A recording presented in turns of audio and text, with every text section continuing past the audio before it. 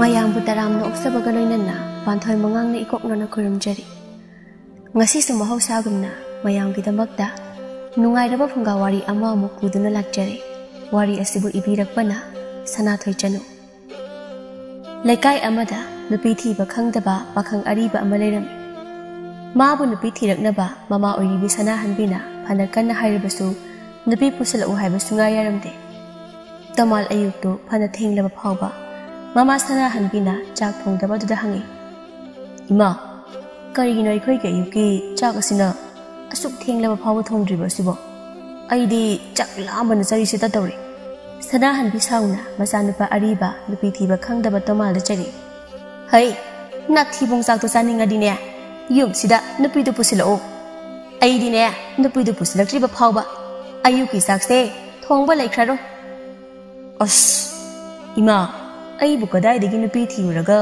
imagi namo oina pusilaktoino khul lekai asuk yamna chawba ama leisi isaga sanaba nupi amatta leitrabra haise hoi leitre lekai sida homin kaminarakpa isung imanaba imanabi singdi mayung ngata loina panthokna khrabanina aiga jura sagadaba nupi do masu mayung ngata panthokpada yawkhraba malima nangna nupi leitre hairabanina ikhut chabi ima uma thiruba taridana imana Ima, adum naga tarunuko. Ay matha sabaga ngamkhire huji. Hai, nupi thiba bukana na matha sai hairage ha. Matha sanarisidi mi mayam ama ima. Ilap laptana thirudrabasu. Aiko idom salarisin. Ho ma dine khangaba. Asaw aram ahen ba yamna pamba. Aduna ne nanaw nupi thari ase pamjiba khangaba. Adugini mana toina matha sarise. Ado ima su hayeng aina nupi thirak labadi soiduna matha sarakan nacha khangi baima aduna nacha pakhang ariba nupi thiba khangdaba mingthol phanglabasune nupi dati thijaroi nacha ima gi khongpaiduna khurumlaga haijau hairabasune haijarage nacha ima da hai angawba ai madumakti haidina nangonda ima na haibadi nupi pusalao nangna thabak chakhraba matamda ima ithanta chawraba yumsida khunu khongbugum lehawbase nungaite haiba khakni aduga imadi nang nupi ama hektabu yumsida yumsigi yumburen bini haiduna pusilakpa matamda awanpar ulai ulakte laire ina khuli masak thi phajai haiduna ne tuka thigadaba manemdusu aidina teko asumna mama masa anina wari sanaduna leiringe ibelegi masa napa tomnaudo kapngang tawraduna ngangang tuna change mama buki mayumda kari nunge ise ekoi imagi macha oina poklamino khangdiba Akhoi ma ibele kobi thamchen mangli sigi macha oina poklam de sharupudi ima boki macha nupi athibi oina poklam ge haidi baise tomna kari gi kapwang tawri nangbo tachau kari kapngang tawri du noina akhoi magi ma onga sida tomna adu bo kai dawra ge haibani nangbo ima bo ka nang ta sauga da wari do marik chumna li ro ima bo akhoi ma ga akhoi nupi ga masam phoina dana angak bo makhangi lal ma ta hori akhoi imung da aina khamtokbasu yadi moi ni na khanaridu adugi ro tomna nangna kaplibo to kapkan nupa na bu kapna bro ha ima bu nungaite ko ima bo ai kari haidunu khangri aikoi ma ibele na ga khara phawbaga mawondagi hena aikoi nupi thring na hena amu phawrakbaga aphawbi ani ga leimina base ai yam wari dai ma bu tomana noklaga lakna bagum na hairi tomnauda aduni tomna nupi ngana thirabanina imungi awawa saithengso ngana phangledo nayambadine nangi na tawsi uraga nupi thidoga tandana thidraba nangna de nupi ngana thire saduna nawringe de yam nokna khibado nayamba ingonda ha haujiti kari sarage nangbo ha tomna taso ekhoi mana gyan khitang butaramna dine yam nungai legedabani da ekhoi imungse adubu ekhoi imana awun potangawbi mama ama oiramdana ngasidi mamong nupi ga noktige Haksang sajengum matam naiduna khatnare mani mawse adu wana hingbe oiradi tomna nupi mayumda yawong kok inaga lekhodana katai gi taso ekoi nupi gi su ama pamda ekoi ma de hena sathiba manam mam leibani adu is tomna nangi se kai kiraga chelaga som onai haiduni natra sana hanbi masan pa tomanda osilaga cheri hai nang su saide mi noknaraga ne Karim ka thaina ga leiran nupi do pusilaktrabanina ꯆꯥꯛ ꯊꯣꯡꯁꯨ ꯆꯠꯂꯨ ꯑꯁ ꯏꯃꯥ ꯅꯨꯄꯥꯅꯕꯨ ꯀꯃꯥꯏꯅ ꯆꯥꯛ ꯊꯣꯡꯗꯣꯏꯅꯣ ꯑꯩ ꯇꯜꯂꯦꯕ ꯑꯗꯨꯅ ꯑꯩꯅ ꯆꯥꯛ ꯊꯣꯡꯉꯗꯤ ꯆꯥꯕꯒ ꯑꯃꯠꯇ ꯌꯥꯔꯣꯏꯕ ꯆꯦꯡꯒꯗꯣ ꯂꯣꯏ ꯃꯥꯡꯉꯅꯤ ꯑꯗꯨꯅ ꯏꯃꯥꯅ ꯁꯥꯎꯔꯁꯨ ꯁꯥꯎꯅ ꯑꯗꯨꯝ ꯊꯣꯡꯕꯤꯔꯣ ꯑꯩꯗꯤ ꯆꯥꯛ ꯊꯣꯡꯕ ꯉꯝꯂꯣꯏ ꯍꯥꯏꯗꯨꯅ ꯍꯥꯟꯅ ꯍꯥꯏꯈ꯭ꯔꯕ ꯑꯗꯨꯅꯤ ꯑꯃꯨꯛ ꯍꯟꯖꯤꯟ ꯍꯟꯖꯤꯟ ꯑꯉꯥꯡ ꯃꯆꯥ ꯃꯈꯣꯡ ꯍꯥꯝꯊꯕꯒꯨꯝꯅꯦ ꯉꯥꯡꯅꯔꯔꯣꯏꯁꯤ ꯏꯃꯥ ꯏꯆꯥ ꯑꯁ ꯑꯩꯈꯣꯏ ꯏꯃꯥꯒꯤ ꯉꯥꯡꯅꯕꯤ ꯋꯥꯕꯁꯦ ꯑꯃꯨꯛ ꯇꯧꯔꯛꯑꯦꯕ ꯑꯁꯤ ꯍꯥꯏꯗꯨꯅ ꯏꯃꯨꯡ ꯆꯪꯈꯤꯔꯕꯤ ꯇꯣꯃꯥꯟꯗꯣ ꯁꯣꯝꯗ ꯏꯕꯦꯂꯩ ꯃꯅꯤ ꯃꯃꯧꯗ ꯍꯧꯖꯤꯛ ꯐꯥꯎꯕ ꯃꯁꯝ ꯐꯣꯏꯅꯕ ꯂꯦꯞꯇ꯭ꯔꯤ ꯃꯃꯧ ꯅꯨꯄꯤ ꯊꯥꯔꯤꯛꯅ ꯃꯁꯥ ꯐꯕ ꯈꯔ ꯍꯦꯟꯕꯅ ꯃꯁꯝ ꯐꯣꯏꯅꯕ ꯑꯗꯣ ꯃꯃꯧ ꯅꯨꯄꯤꯅ ꯈꯔ ꯂꯥꯛꯆꯔꯝꯃꯤ ꯑꯗꯨꯅ ꯎꯄꯥꯏ ꯂꯩꯇ꯭ꯔꯗꯨꯅ ꯏꯕꯦꯂꯩꯗꯣ ꯀꯞꯁꯤꯟ ꯂꯥꯎꯁꯤꯟꯅꯔꯝꯃꯤ ꯂꯩꯀꯥꯏ ꯂꯩꯀꯥꯏ ꯏꯃꯧ ꯅꯨꯄꯤꯅ ꯃꯅꯦꯄꯣ ꯍꯥꯠꯂꯦ ꯑꯣ ꯍꯥꯠꯂꯦ ꯏꯃꯧ ꯅꯨꯄꯤꯅ ꯃꯅꯦꯄꯣ ꯍꯥꯠꯂꯦ ꯑꯩꯕꯨ ꯀꯟꯕꯤꯌꯣ ꯂꯩꯀꯥꯏ ꯂꯩꯀꯥꯏ ꯊꯥꯔꯤꯛ ꯃꯅꯦꯝꯄꯣꯛ ꯏꯕꯦꯂꯩꯅ ꯑꯗꯨꯝꯅ ꯂꯥꯎꯔꯛꯄ ꯑꯗꯨꯗ ꯃꯥꯅ ꯄꯥꯏꯔꯝꯕ ꯃꯅꯦꯝꯄꯣꯛꯀꯤ ꯃꯁꯝꯗꯣ ꯇꯞꯅ ꯊꯥꯗꯣꯔꯛꯂꯒ ꯍꯥꯏꯔꯤ ꯍꯦꯔ ꯏꯅꯦꯝꯄꯣꯛ ꯅꯪꯁꯨ ꯑꯗꯨꯝꯕ ꯑꯣꯏꯗꯕ ꯋꯥꯗꯣ ꯉꯥꯡꯒꯅꯨꯗ ꯉꯁꯥꯏ ꯃꯈꯩ ꯅꯪꯅ ꯐꯨꯔꯤꯉꯩ ꯃꯇꯝꯗꯅ ꯀꯔꯤꯁꯨ ꯂꯥꯎꯗ꯭ꯔꯒ ꯍꯧꯖꯤꯛ ꯑꯩꯅ ꯐꯨꯕ ꯍꯧꯔꯛꯂꯀꯥꯟꯗꯅ ꯂꯩꯀꯥꯏ ꯇꯥꯅꯕ ꯂꯥꯎꯗꯅꯒ ꯇꯧꯔꯗꯅ ꯍꯩꯆꯤꯟ ꯊꯤꯕꯤ ꯑꯩꯅ ꯀꯗꯥꯏꯗ ꯐꯨꯏ ꯍꯥ ꯑꯩꯅ ꯀꯗꯥꯏꯗ ꯅꯪꯉꯣꯟꯗ ꯐꯨꯒꯦ ꯅꯪꯅ ꯉꯁꯥꯏꯗꯒꯤ ꯍꯟꯖꯤꯟ ꯍꯟꯖꯤꯟ ꯐꯨꯕ ꯅꯠꯇ꯭ꯔꯥ ꯑꯩꯕꯣ ꯑꯩꯅ ꯐꯨꯔꯤꯗꯣ ꯀꯔꯤꯒꯤꯅꯣ ꯍꯥꯏꯕꯗꯤ ꯈꯪꯉꯝꯃꯣꯏꯅꯦ ꯏꯅꯦꯝꯄꯣꯛ ꯅꯪꯗꯤ ꯀꯔꯤ ꯑꯩꯅꯗꯤ ꯀꯔꯤꯒꯤ ꯈꯪꯗꯧꯔꯤꯕ ꯍꯥ ꯈꯪꯕꯒꯤ ꯃꯊꯧ ꯇꯥꯗꯦ ꯏꯁꯨ ꯇꯥꯗꯕꯤ ꯍꯣ ꯑꯗꯨꯗꯤꯅꯦ ꯏꯁꯨ ꯇꯥꯗꯕꯤ ꯑꯩꯅ ꯁꯝ ꯐꯣꯏꯕꯒꯤ ꯆꯩꯅꯥꯗꯣ ꯈꯔ ꯇꯣꯏꯅ ꯈꯥꯡꯂꯒ ꯂꯩꯀꯥꯏ ꯇꯥꯅꯕ ꯂꯥꯎꯕꯤꯈꯤꯕ ꯇꯥꯔꯦꯗꯅ ꯏꯅꯦꯝꯄꯣꯛ ꯈꯠꯅꯕ ꯍꯥꯟꯅ ꯍꯧꯔꯛꯄꯁꯨ ꯏꯅꯦꯝꯄꯣꯛꯅꯅꯤ ꯍꯥ ꯀꯔꯤ ꯍꯥꯏꯕꯒꯦ ꯍꯩ ꯆꯤꯟꯗꯨꯝꯕꯤ ꯆꯤꯟꯒꯟꯕꯤ ꯑꯩꯗꯤꯅꯦ ꯅꯪꯅ ꯌꯨꯝꯁꯤꯗꯒꯤ ꯆꯠꯈꯤꯗ꯭ꯔꯤ ꯐꯥꯎꯕ ꯅꯪꯉꯣꯟꯗ ꯈꯠꯅꯕ ꯍꯧꯕ ꯅꯪꯅ ꯌꯨꯝꯁꯤꯗꯒꯤ ꯆꯠꯈꯤꯅꯕ ꯍꯥꯏꯗꯅ ꯁꯤꯟꯒꯅꯤ ꯑꯗꯨꯝ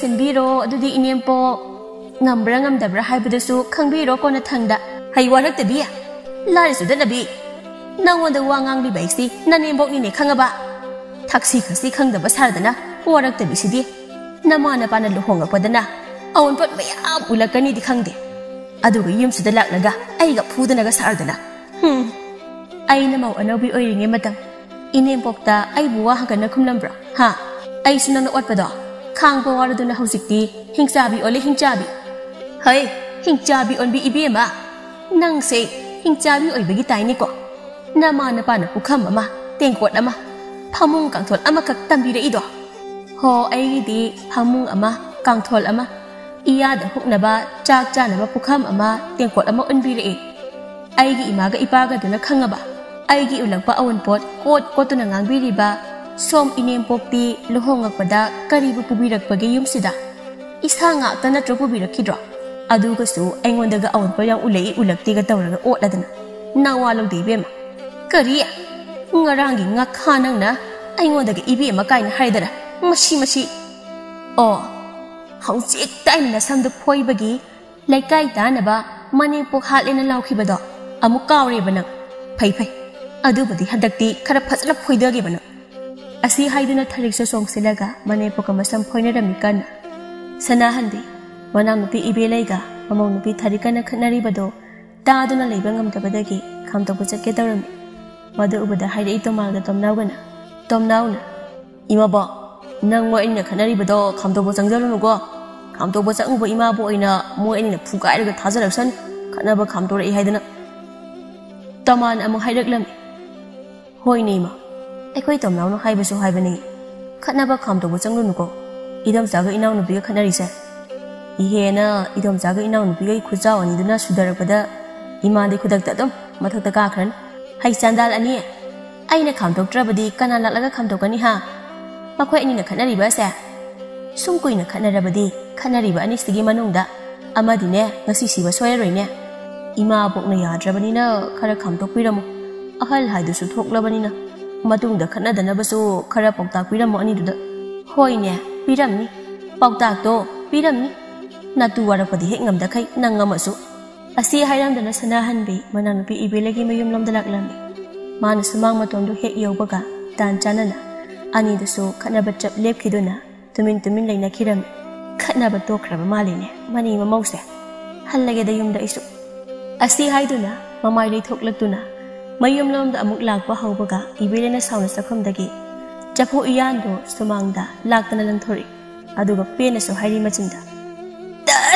Kamdawi Tamoisin hek pele dako Masigi mau asina Mana purapani haidana mukjaba चफूगा उयानगसे अइना सुमांगदा लाक्तना लंगेबा पेले अइगी थमोइसे याम पेले इहे अइदी खतनाबा तोखराबोय खलगा ngahak pothabu oira maline makhoi ani na khanari se phasna muda khamdoklamkhige natrabadi soidana sinaran Tharik manen pokna magi awun chapuga uyan gado sumang dilam thokhi bagi makhol ta baduda makhoi gi ka dagi kanna chenthorak laga mangol da makhwang metuna yenglaga hairi ima nang na karigino ai gi awun chapuga uyan ga sa saksang dagi sumang dilam thora iba sa nati ima gi seta singna ingon da singnari ro ha ate ate sopuna sopani ai gi ima na wana unbirak pa awun chapuga uyan ga se nang na sumang dilam thora pagi natik nati ibelai ma suwa do thekalaga khumlei Itik leitrabanina ikhoidi langthokre saksang asida mapu masak khangdaba chapu amaga uyan ga leirambado mafam chana sumang dalang thekrabani khunge hairasu sumangi isang marak adu datari bado khullu o ima su aibu usitraba natro phai phai khangne ba nangsu nangi sapuga uyan ga sagai de thangalaga leirido langthoke ba isu sumangi isang marak asida ha hayo ngamadi langthokone kum hai gum yeng ga lai thok pige hai ri bani ne na be ma ikhoi dia hoi hoi yeng biu kum hai yeng bangam bra yeng ge ba hanu bi amang asidi khangane ba asi hai duna tharik ma su sauna saksing da sanglek laga sagai de thangka tuna lai ri ba mane go safu ga uyan ga do tap tap pai ga purpose central laga thongjin kan thok tringai degi sumangi isang marak aduda chapu uyan adu lang thori isang ka ba mafang ga oiba ga chapu uyan do phajana pai thok laga taram Madu ubada ibelai sumangda purpose central laga magi safuga uyan gado khulaga yenge haiduna tawi adu bunnan ba henman bana masu isang marak adu datu silam ayo ima sire Tharik manen na isang marak adu datu sin bada ubada pena nok laga hairi haujik ti khangbra do kari sari hanubi hai phattabi mau nang laktana ai imung se kang khong chai len he adu da sunatana ai bu isang marak asida su inthuba ayo khwanga se tekraba karino ma tawkre ai hoi ma hai tom now na pina ngamba tom now na tu se phuru laung he na ma ai bu isang marak asida inthori ba mau phatta bi se hai tom now ho inem pok na wa na kaujari bana sana pa aduri ne nga sai na thokre kon thong lomda Sana hanbi purpose sense laga isang marakte tu sindula fam laga lairiba manang pi ibele bu singkhat piram ibele sana hanbi lakpado haujikta lakpa oiraboi ningduna machu ahenba mayam ama thaksinduna pautamlam isi masigi mau phatabi asina ai bu isang marak asida inthoriba hoise isi se ye tharikta isi na khalleba tharik na mangolda nangna sumangda kamai na mana inthoramino haidana isi mana haujikta kanna selak inthorami iche isi lakpa ubadagi mangonda lepsanai ni Tharik mangondagi lauthari manengi oidaba ngangba wa aduda ima nasin thiba oidaba wa do ima bukta haijingano khangaba ima na hana aigi awon chapuga uyan gado langthorakpa natro sumangda aduge ina sauna ima gi sulang thokpa natro kari haijin thibi oidaba do ngang ne nang nai inthuri natro hoji ima manem phatabi do oibada natana ne haijin tamsingan bakan bi manem do su oibinu da hanu thangda pa puni ko kari ngarang gi nga kha nang ko nasu ai bodum na haiban natik la ha ai na hoji hagolak lagan na mai do da khupak sina on da na thawro ha sana han bina chai tharik da tharik nang na ngang hai da thoi aduna nang na khara halu nakoi nani namau anina chap manaraga numit khudingi khatnaraga leirabadi khungi mina su usitlaroi nakoi ani su amata nungsinararoi ne Tharik pendana haira isana hanbida ima bo aidi ima ga khatnadana bo hotna jabani matam ayambada adubo ikoi imana aibu sauna basenba khatna ba hauba numit khudingin maduda isu miyoi ba kaubani na sauning badagi ima ga dum khatnaban aisu ikai khungi miyamangda ya ima ga khatnaba adubo ikoi imadi ikai banaidi mamai se usa khuirabagi ra khangdi hoi ne amabu oirabasu nangna angang ni aduna kharasu khangsin usnada tasinadana layuko imabu gi thari Imabo, aiko imana ingonda olise, atay amatagi nate. Awan pot yam na purakte astigin. Nate, ay na haidi. Ay say, awan pot supu purak taba magti nate dana imabo. Hoy, imabok loy na kangise. Jango imungda. Imabo wakanta na bahayram gina masi. Hoy imabo. Tarik hek jangki baga sanahan bi manaw nupi ibelay bu makot samduna. Manggol tam na purak laga haydi. Ibelay. Nang sukara wakando kantaw ne. Numit kuding, ayuk nungtul numida, matam na idakay. Imung sida katnaba, law na ba tawibase, kanana no haibado. Madu na trabadi, imung se, ingtap na libang amloy ko. Isi na kangoy, masigi mawasigi lisa sa se. Imung sida lay minari se, ay gani, isi ganate. Noong padok isi na uraga, lay minaraga, magi pukning giwa kang daw nate. Migi imung giwa da yaw jingay. Isegi hana mensin bibadi karikay. Migi imung katnabada yaudui sarukne. Nasa nupa nupi thi khangdabado, madu hana nupi thi bakhangal. Ibele. Isi, migi sumang sitringay, aigi sumang hana sitpiyo. Kari to ina tawdo saino khangdi. Chapiro. Hanu thangda athibu wangang ningde. Nani na mau katnabado, khamtok pala kuiraga. Ay wanda onsilaga katnaba haujila ibasibu kari noni inaw. Isi eda aina. Imau nupiga khatna dawri khara khamto puiro law haidana haikhibaga yawkhibro isena thawlei takai apha sadana laidubo he ibele nangna adum ne khairabo ko ingonda aidina khoinani namawna khatnari do khamto pige aduga nungsi janana leinana ba haibige tawraga nangna aduk usitana ingonda haidabanina ngasi haiba numisidagi nangi yomsida ai amuk khana khongon tara khara roiko penjai nungai je aidi tabirakan chapikro chinna haibiram drabasu thabang no pira u ise manaw nupi ibelagi usitaba manba wangang aduda sauna mayum lomda laklami sanahanbi tarik manen poki lujadaba mataw rasi yawdaba wangang aduda hena sauningba poklam masigi hanubi phattabi ase nuksikhi jeon thona asibu ahal amagi wangang ni maram sa asinani mitina ba yadrise Nong magi numit amadani, tomal tabak ka na suringay, mana tabak suri ba imong adugilay sabi masado, imong dagi thoglaglaga, tomal da kawraga hayri. Tatomal, ina malay rabo. Kagay, di inapino dalay siyendi. Adadi, tatomal gi imado, yang wara manibo. Wari budi yam hayri da. Ada, napido pusindaba lay tadana, pusindaba na layri. Nang tatomal silay siyendi. Ada tatomal, ay ko'y basi na hayri ba? Ay siya, yung pan bayari. Aduna isa tatomando oina leira sira khangdeda tatomal di nupi silai jai hai thabak subasu yam kali tomal mana taramba thabak tu chap leplaga manak adawaida kana legi haidana koili leidana yenglam matawdu ubudalai sembi noklaga hairi tatoma pakhat kanuwo kanam leiti leiti haiba pharini ta haudise lesembe nangi hojiki wado aniruk suna hairakanuko nakoi bazinaga takradi aina nangbu moithem tawduna phabiba mani tatoma tarasu kaisu hairui ekhoi bazidi yam phabani mana hairini khangaba hidak thakpa mathong khangdaba napanda nayum pandai sarukpadi nangwandagi chahi kunmuk hanba tomal asida oina layu chauna luhombigi haidana hairini khangaba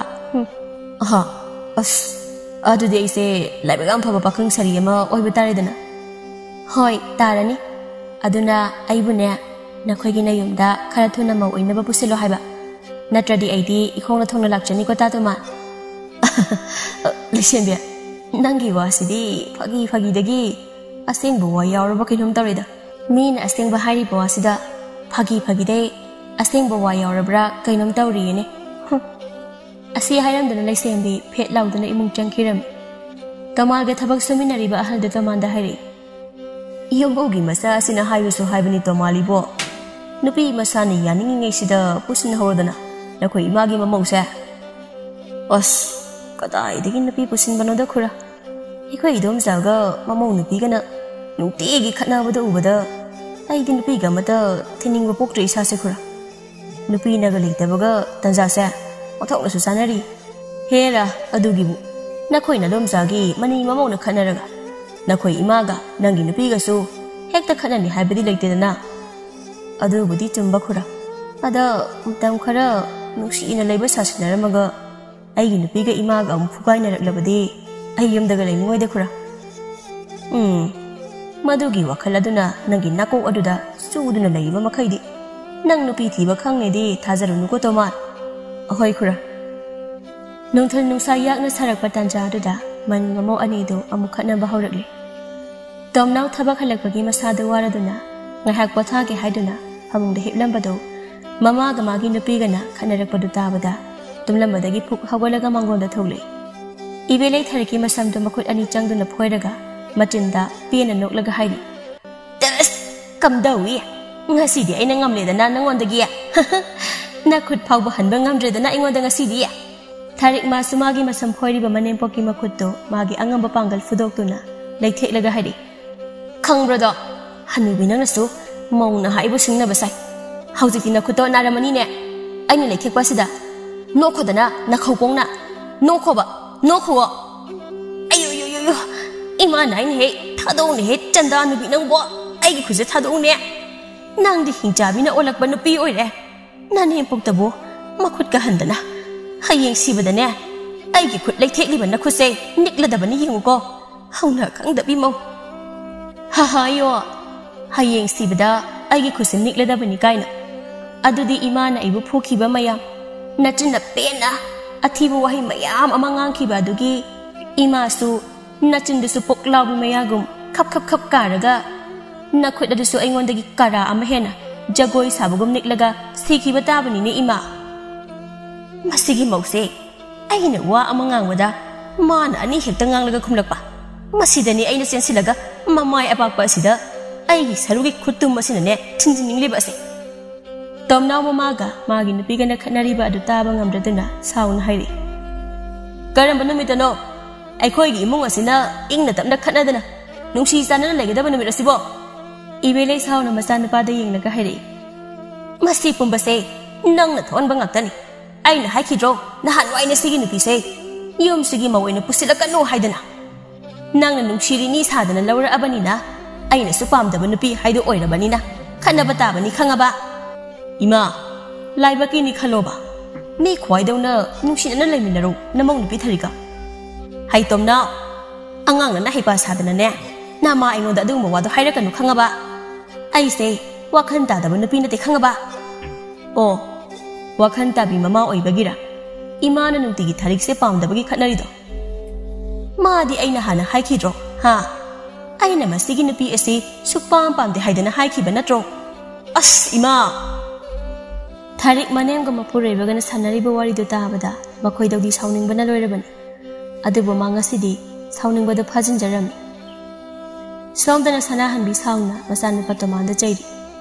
hai chandan nama hanubi aibu kayam kuina otkigi hairino ha kayam kuina otkigi hairibano banangna numit khuding chak thongnaba ising soknaba phi sunaba thabak mayam singse loisinaba hotnabada aigi saru sayangse ung tek he tek lene ima nang sidi ai khoi dom sa ga chak heng mane he hai kaino na dom sa ga mane hai dia ha ma ga sangdana ra kan khangaba na hangi thodo adu dagi ma ai ne yadrabani ko aduna amuk khana ma gi maming pal anu engonda ihe ima ga mu yana draba khoi dom sa sa adu di ma di kana ga kauna ngang naram deba ai na khangbro adu bo hanga kanu engonda madugi maramda adu di ma ai thabak chatlage yarbo hai to ma ai na ngasai dagi nang thabak chatpa yaroi hairi basi nana to tadro nang as ima ai bu ngasi thabak chatrabadi yum sida kaidoroga leyu hairi bano ima na isau lang bado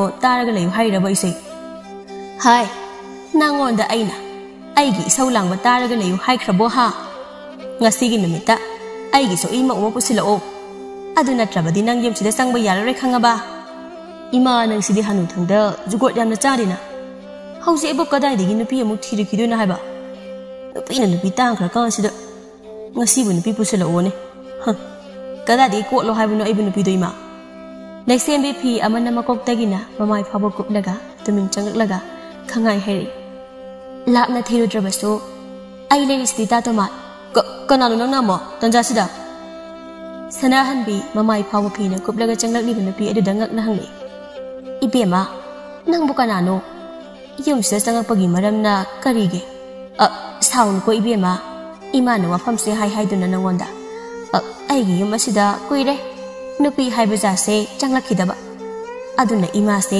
ngaktuna hangpani ko sum leisembi mama ifaba kobliba phido sat lautholaga hairi maya hihigat aduna ima ai ta to mana thabak suriba imung adugi yumbugi amatang poksabi masana pinai tom satpini tomang ngak na leisembi da yengnaga hairi leisembi nang di kamaina ai khoyum da lakliba kana na mutak lakliba ai khoyum sina tatuma ai khoi bazina thila amini koi no hai su leisembi ho ai khoi bazina ne ma sa masayam sonjila e koi na pusido mandri aduna isa ta tomal gi yumda hausida thilamaga chakida ngairi as lore da naide asi haiduna makok paiduna phamtha khirami tomal madi sanahan binok laga hairi leisembi da isa di chahi kaya suraba leisembi sanahan bi de ikoi koi dana hairi ima aidi chahi taraga mapal mapung kunchang e o isa na chahi kun aduga agi isa nupa ariba asina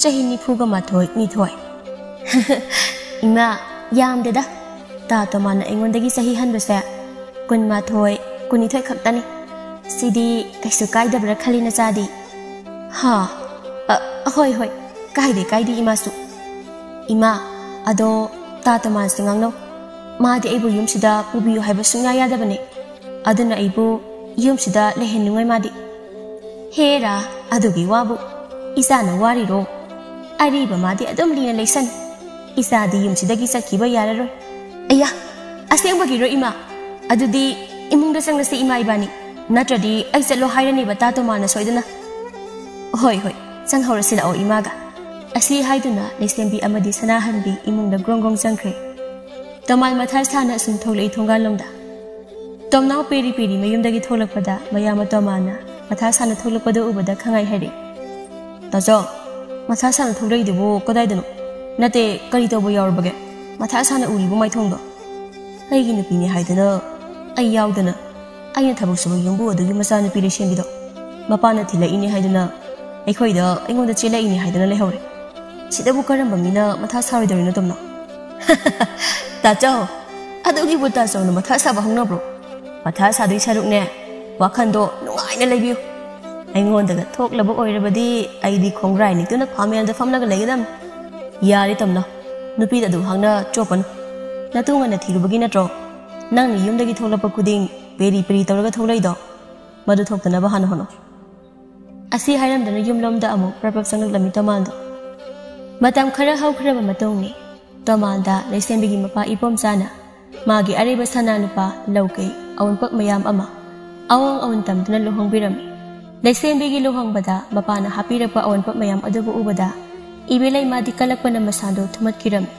aduna isaw kana langni sumanga duda phamlaga migi maudi masa pumba awanpo na yomlaga lai ai khoigi na kontat ama ani puraga masa ngakta lai tharik su khum lai imungdagi pambi ama thaba haibase yamna lubane uhai yamna palhaningba tarabadi pambi aduna piklingai dagi hauna makhong sombiduna toyni ising saiba mathau tai adudi nate uhai su yamna palhaning sebasu tawningdaba imadabu kadai dagi uhai yamna yambi mau phangdoino hai chinthi mau aina ngangba wa khudingi nang ne hekta khumai se karigino ha nang na pamda chakho salu khara thuna tala su ikai gine namai du tharabani na ha kariya imana chalu hairaga chatba layu hairaga leiba tawgadro ha imung se aina pubani aina kariya isa nu pana wana thabak suraga maduda phanglakba sel aduna nang na paisilaga thamaga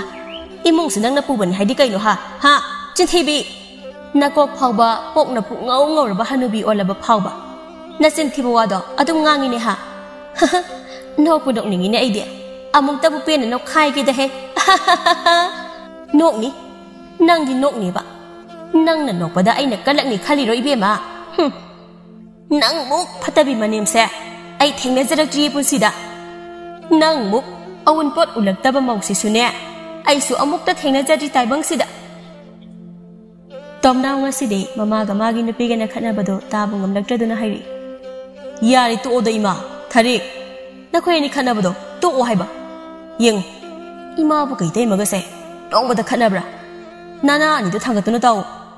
Ho aikhoi sune isau lambi mau. Manem ga numit khuting gi sinda pawdana raga khatnagan bido oijaning di khangaba. Ima gi ka henba mataw sida aisu khangba waraduna. Chense khumlabagi wani. Hai, anga pe tawa nang na kari khangi ha. Khangdaba nang dine tumina dum layo. Yengoi. Namabu kamagi mamau asiga na khanadri sidine. Mamau nupi asina awon pot mayam ama purakpagi khangaba. As aikhoi magi hek tawraga awon pot awon pon tawrani amu. Aida thukjakhagi yumdagi. Asi haiduna sauna thokhirami tamnang mayumdagi. Ibelai masana sauna thokhibada uraga mamau nupida amu taina sale. Nangdana pamda chapikhroni bema. Natradi amata poksaba isa nupa se iyumsida harauna leba phangloi Kari, aidi kari gi chatawriba. Chatke hairaga awon pot yamna pamba ima oina chapio. Haima haima. Nangumbi kari surai tabi mau amana iyumsugi yumburimbi aingondaga adumna haibagi natik laha. Awon pot ngawba manembu manemlo chapikro. Aibu yumsida lehendrabadi chatpikro ima oina. Asi hairamduna kontholomda thokre tharikto. Leksembi mamanglomda mi khatnaba tabaduda manip sanahanbida hangli.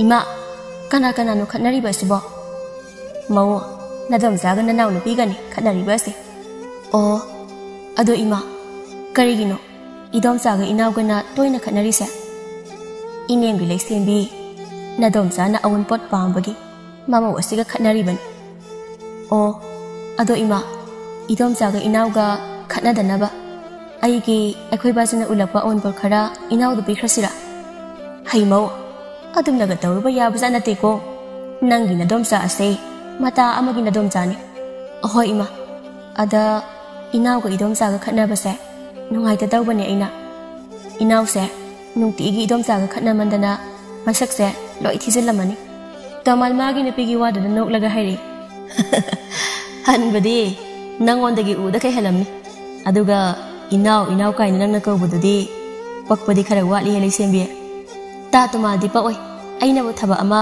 natraga karigumba ama bu tawraba pa ega paktega kari harino khangdi sum leidana mingau ama ko buda paktaba haidana sana hanri masa nupa da hari toma nangi thabak sakada bado adum sakko swaidane nupi wani nupa wani khangda kai chabeng ngang laga leiran hoida ima chacharagi na cha asi hayamdana chatpa hawi toma Toma na hek chatki baga leksembi nang haure matagumna.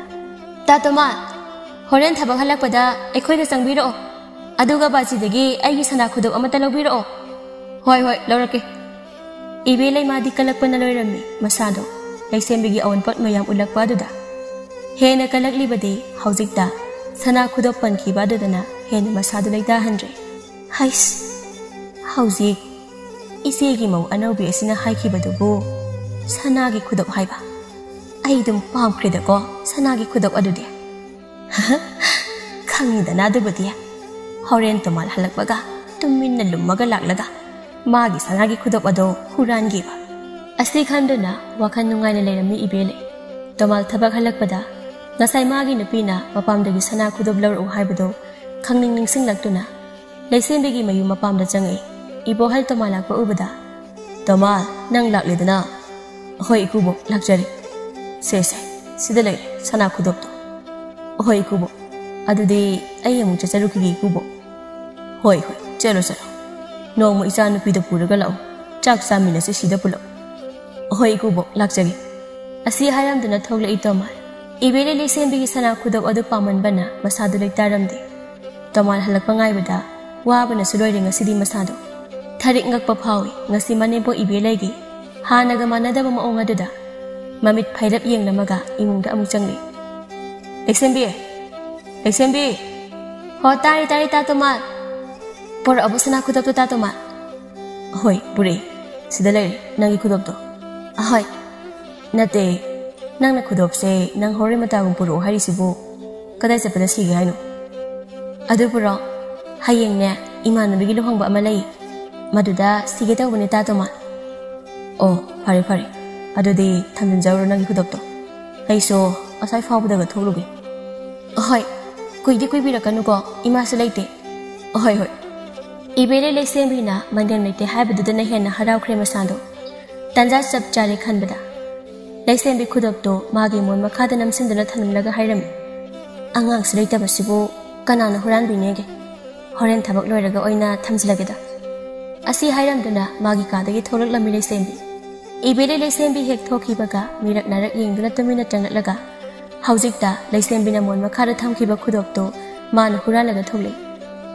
Sanahan bingang duna, Kontong Dagi Jangapada, Manamapi Ibele Namakoiram Dagi, Mamit Mana Takalak down the Jackie with the Ubadada, Ngagna Hawi Matanta.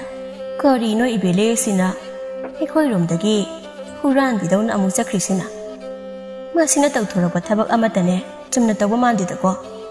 Hurana Lada Tabak Ngak the Hikmalhali. Isam Zambawa Ama, Tabak Ama Oirabusu.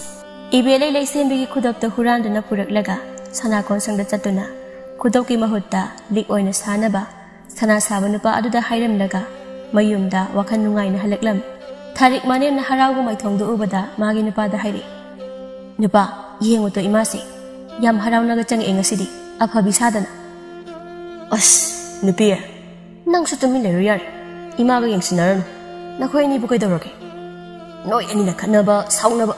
Poinaba Camptonaba Honabadangam than Nomadi, so the Nasi Kibiago. Here and upon us so Adana de Hinoda. Isa send away and Wally, Sibo Corpada, Panbirakan. Ibele purpose sang Lagahari. A died the Migi Sidrak of Draying a Labana Canaro, Natana Russo. Tarik Iliba Pido Patkalaga Hiram. Tabak Pabi name the Hirabanina, Sintong Kang the Bakery, Sintapang Lukigi. Kaya do isi no yung ni masa. Tom now imong sangam da aduda mamada mo hiram. Yam henmale da imasu. Namong no bisiga nusi sana na. Ima po hoy imong gum. Ima mo kay tay magana nusi na isa. Asam ana lemit lagi di haidi. Nongan badagi na namitara phawa. Awan po yang ulega ulagte ka tawra ledo. Hey, si gumawada napano na kari khangi ha. Chalo, nasa tu yining di. Manggol gane ama taway do manre. Nakoi na tayo na ani ubuse ay ko kaday degi manggol ay daw malanegi ay koy uraga de ay koy bupokli ba imana manggol ay gada basak oilagtrabanina asi Hiram don na imong sangkirami tomna hay tomnaw hay banupina nga ba nang nathimong sa tusaron ko na mga imo da hangkat nangang baginang ho ima sungang li dudi ima bo laikay abo kay ka nangang bada hay mahasanda Nang nanupa na tagom na tiladok yam na kalibadubok karigino ha. Masipum na magsay. Masigit dyan na dabi. Awan par ulap tabi asina. Tambili bang ang tao iram gani. Tarik ising soke hay doon na makuda sa labon do paragat holak pada. Manaypog na hay ribo do tahaw na doon na. Ngahag stap liap laga hay rami manaypog da. Masin kan bi mamagi masyana. Masin kan ba hay base. Haw na sani inimpok. Kay daw nung da. Kay na to popok loy. Ay isa na pari kay. Isa isusu apabang ak tapawlakan. Inimpok na suning dabagi. Nasana pa asisu suning dribane. He, karito inanggang jasari no, silam da duda. Asi Hiram naga sanabon do pairaga, kongkap lao na tang naga chakira mi tharikto. Ibele yam sauning na, mamong napi tharikto yung naga lehawi. Matanggi ayuk ni, Laisembi manang ngaramon makara thamlam bakudokto, kangning ningsing laduna, makoy ikada sanga aga, upuda hapsin ga haida na yung lam. Ado bakudok ado dilay lamdri. Laisembi pa ka na imong dagi thorak laga, magi nupada hanglam. Tatama ang gimon makadagi sana kudok ang maloksin bibra. Tamadong ngak na. Kotay dagi sana kudok man Laisembi. Ay ude kang dine. Laisembi makok tamakot tamlaga mata sana hayri. Ngarang tatama na ingon da kudok to pibaga. Ay namon makada tanam bani. Ado layram drahaba. Nang bungaw bro. Kudok ado bo mon makada tanam hayri bo. Upu lay do kari gino hayba. Iyom sida angang su amatalay taban ina. Mang loy haydina mon makada oy na tanam bani ay na tatama. Angang litrasu pot ama mangwa hay sidi hauna sanin nang bo. Angang makokpa naman ina madudi kada di kangane ge. Nangi kudok to gi maram dana engon da wa amata hayrakan. Chalo. Nana pon thamam nai jadraga. As ay na di horen ima ana bigi lohang bada sige khalaga thawin ki lahole ine. Aduga ay gi laibak sidi ba. Hey. Nasana pon thamam nai jadraga ne. Laibak taga tasinano nangko. Sanahan bimanggonta masama mo ani na wari sanariba do tabada. Hingkol suramba do lep laga sumangam dalak laga hangli. Kay daw naragini na koy ani bo tomat mau. Tamal magi nupina khumdringai mana hana khumlei ngarang mana mapamdagi aina thaba halakpada laholakpa sana khudopto mangkhri ima adugini aina ngangamise mangonda kariya imaugi sana khudop manglaga nangni imauda ngangli na karige pothabam naidabagi ngangli banima Laisembi mapi ira cheladuna kabli hari imaning pogda ima aina manghange haiduna manghanwa nati khudopto ngarang do tato mana ingonda khudopto pibaga aina angang su leitabanina manglo aduna kona phajana thamjilage haiduna mon makhada thanamlaga imunge thabak loisilaga leithoklu chak toklaga su kahubudagi aidi adum thamjilamdre ima ngasina ngalakpada ningsinglagtuna mon makhada yenglubadadi khudopto leiramdre ima ihe adudi kadai thiruni khudop adudi hausikpo khangde ima baji da hairasu aingonda thina nganglakani amu ai kari tawgani ai khangdre ima hera imausidi karigi wakhan wari bano ha nang ta to mana thabak subagi hantak phanglakpa seladuna mangliba imogi khudop aduga chawba manaba ama sadoklaga loredana nupi noina sanada chopasidi kari da hairuni haiduni ma hai nangna kari khangi ha to ma sanahan bimana mamauda hairi bawa adudi mamaugi wakhanda khudop mangkhibagi wari ba ado khara phanaba haiduna haijaliban adubo to mana maman hairi bawa adugi nungi wahanto khangdabana sanada chopata halamliban tharik na lakpada laisembina haibadagi tharik masu khanglam masegi sana khudop mangi haibo famado mapureba tomnauda amu tamlam tomnauna imungdaga thiraba jamai te madubo ho imunga da tarara ko suri isena hajan olaga thibado ado phangba ko boleitri angang ama leidana hurani sunate kanana huran khraba janu khudop tubo khangde kanana huran khraba no haibado madu khangladi laiga manarani kaino idei magi khudop to san phane yamnadi yamlamlani khangi silpai bagi machagi ni na san adum yamna bazani aduna pa ngarang ne ima do aikhoi anina leiringai ima bo khoiram dagi laki do kari to bachangri bazan khangdini na piyaiso nongthalgi matam yorupaga leisembi mamanabigi lohong bachalami manim poka loinana ngarang ibe leina sana kairamba sana sabanu pa adugi napi matauna leisembi khudop adu siduna masalu hongba adulaklam leisembi makhoi mayam mangol aduda phambada manasu urami matauna magi khudop manba masiri bado leisembi manemda hairi itapna ima asida nupi amana aigi khudop tamanba masiraga leiri ha kadai none tu asida phamaga leiri sana hanbi manasu sana saba kondom gi nupi matauna khudop achauba ama siri bada uram asigi khudop asiga mana bro nangi khudop haidubo ma hoi ima mana yi akhoi basina sabi ba ma ong matau su samane adu oiragadi ima horene kaina thunba chatpada mana tu sangsilaga hanglage hoi ima asumna lohongba thinba aduda sana hanbi batawgi manakta sangsilaga wari saba hojeli haima inaw mataw sa lohong balak lamina hoi ise la ami yena nawso ai dinga sa ki ise lakwaga uru dene asi haiduna magi iliba phido semjinna duna kalak na bani haiduna khudop to ulami sana hanbi ma sumatang tare khana hangi khudop to da yenglaga is inaw matawgi khudop adudi phajare da san phana yamnadi yamla mani bu ise yamba yamdaba sanse marini adum phajare haitare ngarang do ise ibeleina ikoi nupada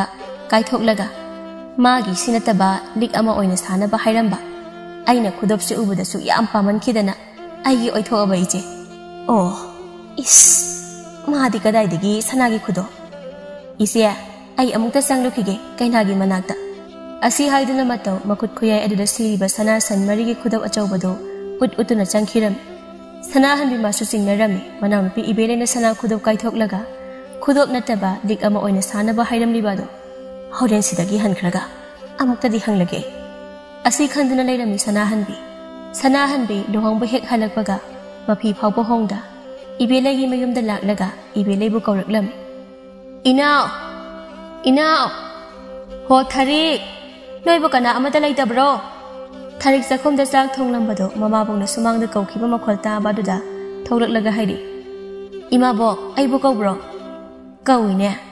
Nati loiba kadai kadai leinaruge. Aina kaubuga tadriba sibo.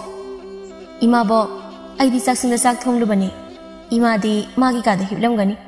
Nasanupadi mamanaba ama unaruni haiduna thokiye. Oh, namado mana banglabra khangdi. Aina kauribase khumlaktre. Nang changlagane aina kauri amukta hairusa salu thari. Hoi imabo. Asi hairamduna thari imung changi hek tawbaga ibe laido wisum suklaga tholakduna. Karino namidang sida aibu san iroi kaubugum koi kaubira ibasibu kari tawbu yaurabagi ise. Hai ibe lai kari tawbu nati. Nangna sana sabo kondumda lik achaubo oina sadoknaba thanamliba khudop adu kanagi. Kaino da ise aina kodumda thanamliba khudop do aina huralakpa nate. Aikhoi nupana hinglingaida aigine haidana sabiramba khudop ne.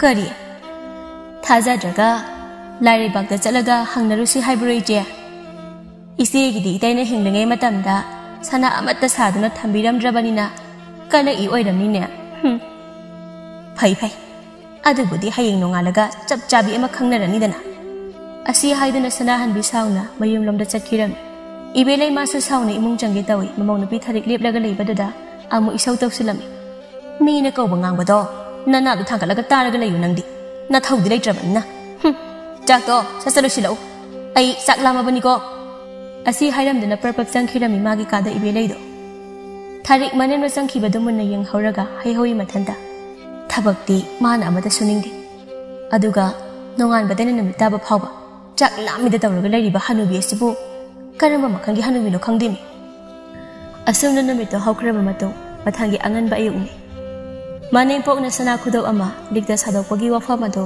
Tharik mapureba tomnauda loina tamlami tomna wafam du taraga noklaga hairi Aikhoi imadi kadaidagi sanagi khudo khangde imana imabukta haibadadi bazina magidi sanagi khudop saraga thambirame haidana wagada yam chauna pongnaga haiki aina budi thajaba kharabudi wali Aikhoi bazina imagi sanagi khudopti kadaidagi saramiba karamba naronda nate Aikhoi bazina asi lebaktagi khudop saraga thila izalo thare khangde nupa adumna tawrabra haibasu tana sanarisu isegi sanagi khudop mangbadugisu mapa chanarido hoine adu itemagi khudop mangi haibadubu phangdriba jalo phangdriba male ngarang ima bongna hairamliba wa adunadi hoi se fare nangi rosingadaba thabak to losinjawur hoi sana hanbe ibelaibu kau duna lai ibelai Thola ulaw Housing magne Sana saba kondom gida salaga Hangnaru silao Ibelay maning thong phawdok laga siang kige hek tawbaga tomnaw na hairi Ma Mapanda imabong na kauri Ha Tadi ni idea Maning gipukri ase Muot pananoy haidana Singdok lugi tawbani ni ay Thola ui imabong na mapanda Kona siyang nasi pukri kasi Hoy Ay na maning thong se Phawdok laga siang kige tawraga Ngasigi angang asina ay buhek kawraktana Ay se, chen banang drip ase. Asi haiduna sumangda tholalaga hangi. Kari haige isya. Kari gino isya na ahing ni ayuk ni khangdaba makai. Ay gi sumang asda leplaga. Uraw tharaw dana tawriba asiba. Nate, isya na ingoda asok yamna yet isi kari gino haibanida. Yet pagi wana tina ibelay. Laula, sana konsang phawd chalusilaw. Sana konsang dadi kay dawba sa tawriba idea. Nang na konsangda thanamba khudop to yenglu silawo aigi nupana aigi sabiramba khudop to aina pamdraduna lik oina sage haiduna sana sabo kondumda thanamba do aidi kaidobagi chalaga yengudoriba chumna sum namau nupi leisembigi khudop tuga nang na konsangda thanamba khudop to aduga manabra haiduna yengu se haiba khaktani atai ehenba haide ko ai inao mana ponthabam naitraga Aigi khudop to amu yengnaru doribana karige manabra yenguradi nang sumasu aikhoi mayamsu pukning loina samnarani aduna yengusu haibani inaw sana hanbina haimanbadagi ibelai upai leitaduna sana konsangda laklami makoina sana konsangda satpaduda lagaigi ahalnapi kharasu kari tawbo yaurabage haiduna makoigi madung inaduna lakminaram mataw makoigi mayumda mi mayam ama lakpaduda magi nupada hairami nupa Karigino lekai miyam asina aikhoi da huplaga lakliba sibo kaidawba yarba jano ꯈꯪꯗꯦꯅꯦ ꯑꯩꯁꯨ ꯅꯨꯄꯤ ꯀꯔꯤ ꯇꯧꯕ ꯌꯥꯎꯔꯕꯖꯥꯠꯅꯣ ꯀꯔꯤꯒꯨꯝꯕ ꯑꯃꯗꯤ ꯊꯣꯛꯂꯝꯃꯅꯤ ꯈꯪꯉꯦ ꯃꯣꯏꯅ ꯑꯩꯒꯤꯗ ꯂꯥꯛꯂꯤꯕꯁꯦ ꯑꯁꯨꯝꯅ ꯃꯇꯩ ꯃꯅꯥꯎ ꯑꯅꯤꯅ ꯋꯥꯔꯤ ꯁꯥꯟꯅꯔꯤꯉꯩ ꯂꯩꯀꯥꯏꯒꯤ ꯑꯍꯜ ꯅꯨꯄꯤ ꯈꯔ ꯑꯗꯨꯒ ꯁꯅꯥꯍꯟꯕꯤ ꯍꯣꯏꯁꯨ ꯀꯣꯟꯗꯣꯝꯒꯤ ꯃꯌꯨꯝ ꯌꯧꯁꯤꯜꯂꯛꯑꯗꯨꯅ ꯍꯥꯏꯔꯛꯏ ꯁꯅꯥꯍꯟꯕꯤꯅ ꯏꯕꯨꯡꯉꯣ ꯀꯣꯟꯗꯣꯝ ꯅꯪꯒꯤꯗ ꯅꯍꯥꯟ ꯏꯅꯥꯎ ꯏꯕꯦꯂꯩꯅ ꯂꯤꯛ ꯁꯥꯗꯣꯛꯄꯤꯌꯨ ꯍꯥꯏꯗꯨꯅ ꯊꯅꯝꯕ ꯈꯨꯗꯣꯞꯇꯣ ꯑꯃꯨꯛꯇ ꯄꯨꯊꯣꯔꯛꯎ ꯀꯣꯟꯗꯣꯝ ꯉꯛꯅ ꯀꯔꯤꯒꯤꯅꯣ ꯍꯥꯏꯔꯤꯁꯤꯕꯨ ꯏꯇꯩꯃ ꯅꯍꯥꯟꯗꯣ ꯑꯩꯒꯤ ꯏꯃꯧ ꯅꯨꯄꯤꯒꯤ ꯈꯨꯗꯣꯞ ꯑꯆꯧꯕ ꯑꯃ ꯃꯥꯡꯕ ꯃꯗꯨꯒ ꯃꯁꯛ ꯃꯥꯟꯅꯕ꯭ꯔꯥ ꯍꯥꯏꯗꯨꯅꯅꯦ ꯍꯥꯏꯐꯦꯠꯇꯪ ꯌꯦꯡꯒꯦ ꯇꯧꯕꯅꯤꯗ ꯍꯣꯏ ꯍꯣꯏ ꯏꯇꯩꯃ ꯃꯗꯨꯒꯤ ꯑꯣꯏꯔꯒꯗꯤ ꯑꯩ ꯄꯨꯊꯣꯛꯍꯜꯂꯛꯀꯦ ꯑꯉꯥꯡꯁꯤꯡꯗ ꯅꯨꯄꯤ ꯆꯪꯉꯨ ꯉꯔꯥꯡ ꯅꯪꯅ ꯃꯤꯒꯤ ꯂꯨꯍꯣꯡꯕ ꯆꯠꯄꯗ ꯁꯤꯔꯨꯕ ꯈꯨꯗꯣꯞ ꯑꯆꯧꯕꯗꯣ ꯑꯃꯨꯛꯇ ꯄꯨꯊꯣꯔꯛꯎ ꯃꯇꯧ ꯄꯨꯊꯣꯛꯅꯤꯡꯗ ꯈꯨꯝꯂꯛꯏ ꯍꯣꯏ ꯑꯁ ꯑꯩꯅ ꯄꯥꯝꯖꯕ ꯈꯨꯗꯣꯞꯇꯣ ꯄꯨꯈꯤꯗꯧꯔꯕ꯭ꯔꯥ ꯍꯥꯏꯔꯤꯕꯁꯤꯕꯣ ꯄꯥꯝꯗꯤ ꯄꯥꯝꯈ꯭ꯔꯤꯗꯀꯣ ꯃꯗꯨꯒꯤ ꯈꯨꯗꯣꯞ ꯑꯗꯣ ꯃꯇꯧꯅ ꯏꯃꯨꯡꯗꯒꯤ ꯈꯨꯗꯣꯞ ꯑꯗꯨ ꯂꯧꯊꯣꯛꯄ ꯆꯪꯈꯤꯕꯗꯒꯤ ꯏꯕꯦꯂꯩ ꯃꯥꯒꯤ ꯃꯁꯥꯗꯣ ꯍꯨꯃꯥꯡ ꯁꯧꯒꯠꯄ ꯍꯧꯔꯛꯂꯝꯃꯤ ꯃꯇꯧ ꯈꯨꯗꯣꯞ ꯑꯗꯨ ꯄꯨꯊꯣꯔꯛꯂꯒ ꯍꯥꯏꯔꯛꯏ ꯅꯨꯄꯥ ꯈꯨꯗꯣꯞ ꯍꯥꯏꯕꯗꯨ ꯁꯤꯗ ꯂꯩꯔꯦ ꯀꯗꯥꯏꯅ ꯄꯤꯔꯛꯑꯣ ꯏꯇꯩꯃ ꯌꯦꯡꯕꯤꯌꯨꯁꯦ ꯏꯇꯩꯃꯒꯤ ꯏꯃꯧ ꯅꯨꯄꯤꯒꯤ ꯈꯨꯗꯣꯞ ꯑꯗꯨꯒ ꯃꯥꯟꯅꯕ꯭ꯔꯥ ꯍꯥꯏꯗꯨꯅ ꯁꯅꯥꯍꯟꯕꯤ ꯈꯨꯗꯣꯞꯇꯨ ꯂꯧꯔꯒ ꯃꯃꯧ ꯅꯨꯄꯤꯗ ꯍꯥꯏꯔꯛꯏ ꯃꯧ ꯅꯪꯒꯤ ꯈꯨꯗꯣꯞ ꯑꯗꯨꯒ ꯃꯥꯟꯅꯕ꯭ꯔꯥ ꯌꯦꯡꯉꯨꯁꯦ ꯐꯖꯅ ꯂꯩꯁꯦꯝꯕꯤ ꯃꯅꯦꯝꯗꯒꯤ ꯈꯨꯗꯣꯞꯇꯨ ꯂꯧꯔꯒ ꯌꯦꯡꯉꯤ ꯈꯨꯗꯣꯞ ꯑꯗꯣ ꯃꯥꯒꯤ ꯈꯨꯗꯣꯞ ꯑꯗꯨꯒ ꯆꯞ ꯃꯥꯟꯅꯕ ꯑꯗꯨꯗ ꯍꯥꯏꯔꯛꯏ ꯏꯃꯥ ꯈꯨꯗꯣꯞꯁꯦ ꯑꯩꯒꯤꯗꯨꯒ ꯆꯞꯇꯤ ꯃꯥꯟꯅꯩ ꯆꯥꯎꯕꯁꯨ ꯈꯨꯗꯣꯞ ꯑꯁꯤꯒꯤ ꯁꯥꯔꯤꯕ ꯃꯑꯣꯡ ꯑꯁꯤꯁꯨ ꯏꯕꯦꯂꯩꯗꯨ ꯁꯥꯎꯅ ꯀꯔꯤ ꯑꯩꯒꯤ ꯅꯨꯄꯥꯅ ꯍꯤꯡꯂꯤꯉꯩꯗ ꯁꯥꯕꯤꯔꯝꯕ ꯈꯨꯗꯣꯞꯇꯨꯕꯨ ꯅꯪꯒ ꯆꯞ ꯃꯥꯟꯅꯩꯗꯤ ꯀꯩꯅꯣ ꯂꯩꯁꯦꯝꯕꯤ ꯂꯩꯀꯥꯏꯒꯤ ꯅꯨꯄꯤ ꯑꯃꯅ 이벨레야, 난기보 난기는 빠나 산하기 구독과 사라가 탐비람브라네 타자디다 이코이디 타박수바 딴크라바 마나 난기 구독 사람네 하이바디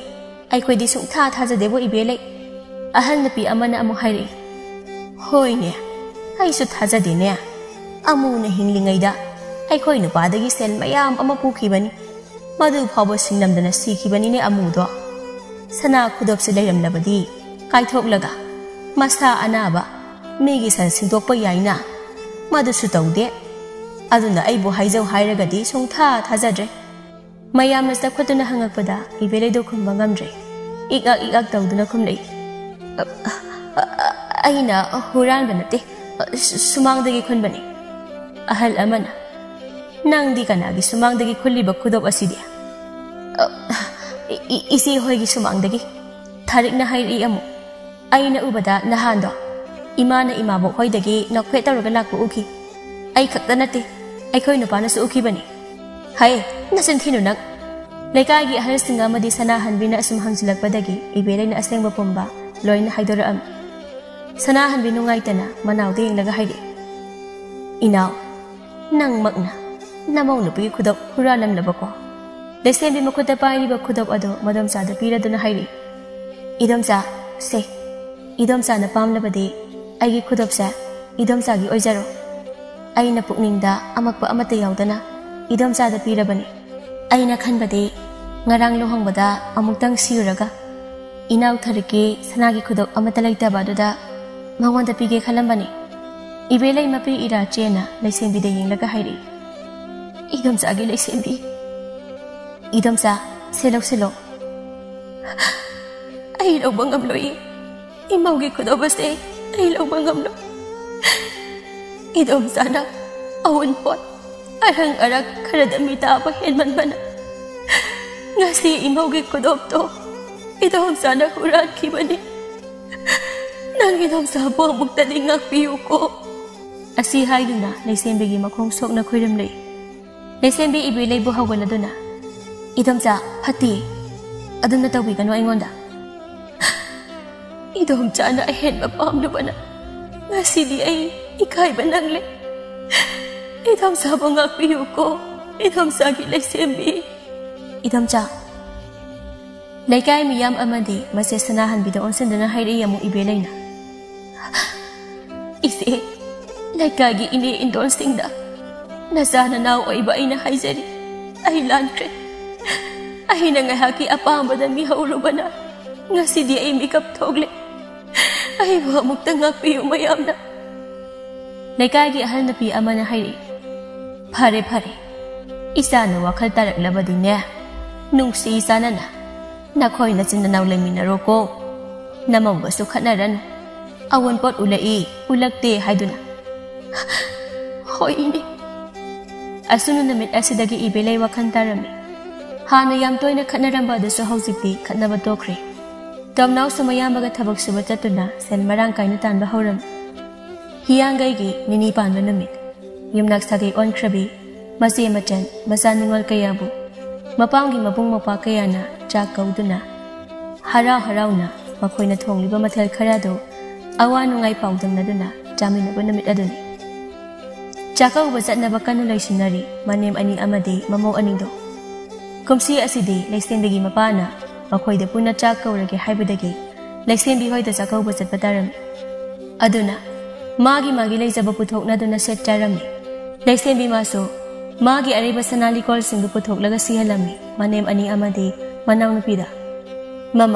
Mama bo matay ma amadi magi nupi na loisinba loreduna chakaw basat na batawribado ubada haira itom nauna.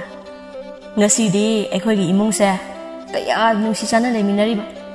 Ekhoy imana awan pota job lingi ahen ba pamlingi matamado oiramadi ngasi ina khoy marina mamonok na itay magiyam da chakaw basat tawriba se salamdaba su yai ko. Ibelay na hay mahasanda nang da halage asuk nungay kraban namit asida nang na thainagi wado amuk kothorokliba si karigino ha. Asi haiduna tanaki masanupa tomnawbu makoy marisu mama masagi matawdubu nokladuna yengduna layrami.